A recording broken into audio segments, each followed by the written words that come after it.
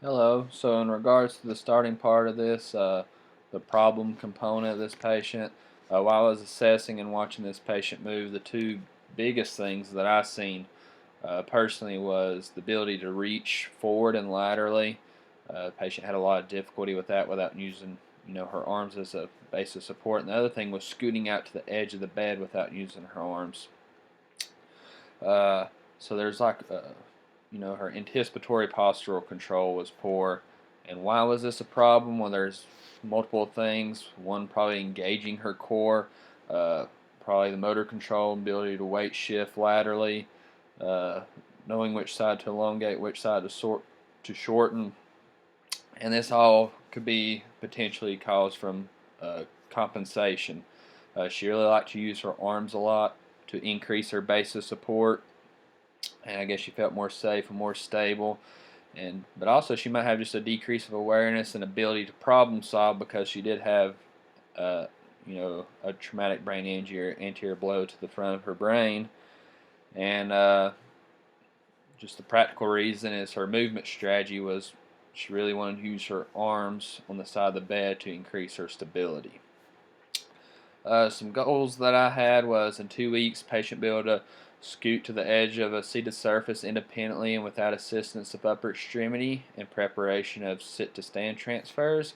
And also in 2 weeks, patient will improve all reaching components to a score of 4 and the function in sitting test in order to be independent with dynamic sitting activities such as dressing.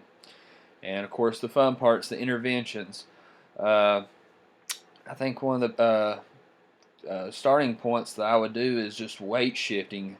Try to make sure that she's having that anterior pelvic tilt, and then also just work on elongation and shortening. Just having my hands there on where her obliques are, or maybe her rector spinate, and trying to manually facilitate one side on the shortening and inhibiting on the other side so it can elongate. And once she's able to weight shift and shorten and elongate her, her lateral spine, uh, trying to advance that hip forward, and I can use that by having my hands on the pelvis and help her shift her hips forward, and that'll be able to help with the scooting problem that the patient's having.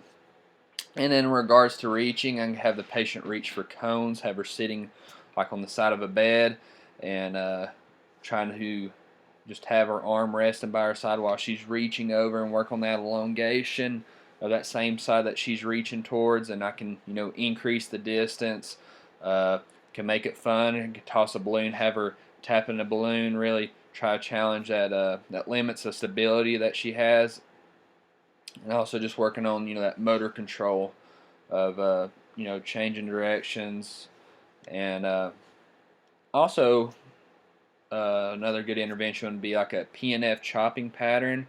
You can get like a resistive band that she could hold and have her make sure she's getting some good rotation and trunk twisting, and that's going to alter in the weight shifting laterally, forward and backwards, a more multi-dimensional movement, and also the resistance will help strengthen those core muscles.